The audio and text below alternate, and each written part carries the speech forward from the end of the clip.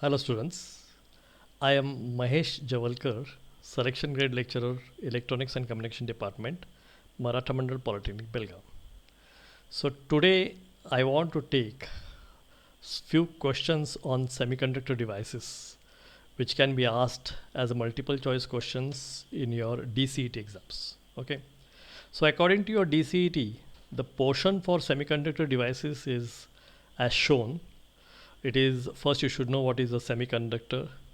Then you should know what is insulator, conductor, and the difference between insulator, conductor, and semiconductor. And then you should know types of semiconductors. Then you should know what is a PN junction, which can also be called as a semiconductor diode. Then you should know applications of diode.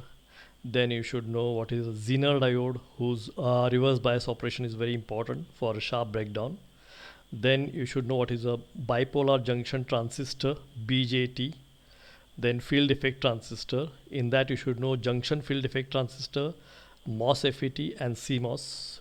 Similarly, you should also know power electronic devices like UJT, SCR, DIAC, TRIAC, varactor diode, tunnel diode, gun diode, pin diode, Schottky diode.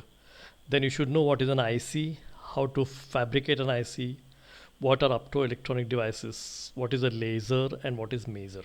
Okay. Now all these explanations I have given in my YouTube link. You can press the I button and watch if any explanation you want in detail. Okay. Now students, let's go to the first question of semiconductor devices.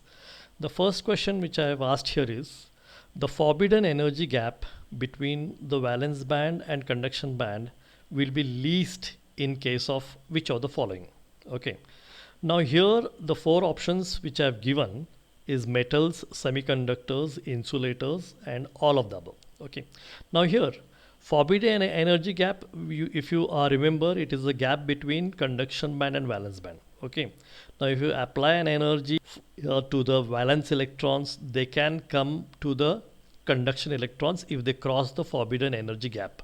Now that gap will be least, means it will be less in which of the following. So obviously it will be less in conductors, and now here in this option we don't have conductors, we have metals, so the answer will be metals. So here you can see the answer for this question will be metals. So metal is a conductor. Then we'll go to the next question. The next question is the forbidden energy gap between the valence band and conduction band will be wide, will be large in which of the following. So it should be large in which of the following. It should be large where a free electron or free charge carrier cannot go from valence band to conduction band. So it is not going to conduct. There will be no flow of current in that, and that can happen only in insulators. So here the answer will be insulator. Energy gap will be more in insulators. Okay. Then we'll go to the next question. The resistivity of a semiconductor. Okay. Now resistivity of a semiconductor, that means resistance of a semiconductor. Now if you remember about a resistance of a semiconductor, so resistance of a semiconductor will vary according to temperature. Okay. And in that we have seen that it is having negative coefficient of temperature. Okay. That means if the temperature increases, it has to decrease. If temperature decreases, it has to increase. Now out of these four answers what are there, the first says that it increases as the temperature increases. This is wrong. Then second says that it decreases as the temperature increases. This is correct. The third says that remains constant when temperature varies. This is wrong. And the fourth one says none of the above. So the second one gives you the negative coefficient type. Second one is the correct one, that is decrease as the temperature increases. Okay. So the resistivity of the semiconductor decreases as the temperature increases. Okay. So we'll go to the next question. The next question says semiconductor have. Now same as I have taken the previous question, in this question the answer will be temperature, negative temperature coefficient of resistance. Negative temperature coefficient means as the temperature increases, resistance decreases, and as the temperature decreases, resistance increases. So that is a negative inverse relationship. So it is called as negative temperature coefficient of resistance. So this C will be the answer for this question. Okay. Then students will go to the next question. A semiconductor in its purest form is called. Now as we have studied semiconductors, and in the pure form of semiconductor we had seen two examples. One was silicon and one was germanium. Okay. Now in this purest form what will happen is it will not conduct properly. It will not conduct because it will not have any free charge carriers.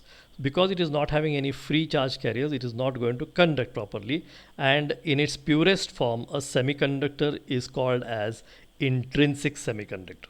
So in this case the answer will be A, intrinsic semiconductor. Okay. Then we'll go to the next question, question number 6.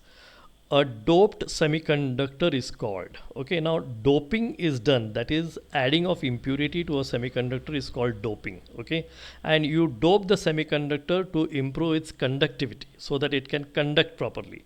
Now if pure semiconductor is called intrinsic, then a doped impure semiconductor is called extrinsic semiconductor. So in this case the answer will be B, extrinsic semiconductor. Okay. Then we'll go to the next question. The purpose of doping is to increase the number of, okay, the purpose of doping is to increase the number of, okay. Now if you have a pentavalent doping, you increase the number of electrons. If you have a trivalent doping, you increase the number of holes. But electrons and holes are what? They are free charges. They are free charge carriers. So in these options, electrons, charges, free charges and holes, the answer C, that is free charges, will be the right one. Okay. Then we'll go to the next question, question number 8. Trivalent dopant is also called. Okay. Trivalent dopant we do when we want the majority carriers as holes. If you add a trivalent dopant to a pure semiconductor, you will get excess of holes, and holes are always ready to accept electrons. Okay, so here trivalent dopant can also be called as acceptor. So the answer will be B, acceptor. Okay, so here the answer is B, acceptor. Now we'll go to the next question. In p-type semiconductor, minority carriers are. Okay, now we know that in p-type semiconductor the majority carriers are holes. Then automatically the thermally generated carriers, which automatically generate because of temperature, will be electrons. Okay, so here the answer for this question will be B, electrons. So electrons will be minority carriers of p-type semiconductor. Clear? Then we'll go to the next question, students. Question number 10. Leakage current in a PN junction diode is due to what? Okay, now leakage current is not due to majority charge carriers which you get because of doping. Leakage current is due to minority charge carriers which are generated because of temperature. Okay, so leakage current in a PN junction diode is due to minority charge carriers. So here the answer will be B, minority charge carriers. Clear? Now these are some 10 questions what I have taken in this video, and now next we will continue in my next video for other questions on semiconductors only. Thanks for watching. If you like my video, please leave a comment. If you have any feedback so that I can improve, you can please feel free to give that feedback. Thank you very much.